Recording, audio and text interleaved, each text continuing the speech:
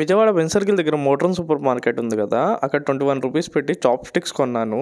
ఈ సూపర్ మార్కెట్లో షాపింగ్తో పాటు మనం ఫుడ్ కూడా తినొచ్చు. పైన ఫస్ట్ ఫ్లోర్లో రెస్టారెంట్ ఉంటుంది. అక్కడ ఫుడ్ అయితే చాలా బాగుంటుంది. నాన్ వెజ్ ప్రిఫర్ చేయండి ఎప్పుడన్నా వెళ్ళినప్పుడు. నాన్ వెజ్లో అయితే రకరకాల బిర్యానీస్ అండ్ చికెన్ ఐటమ్స్ చాలా ఉంటాయి.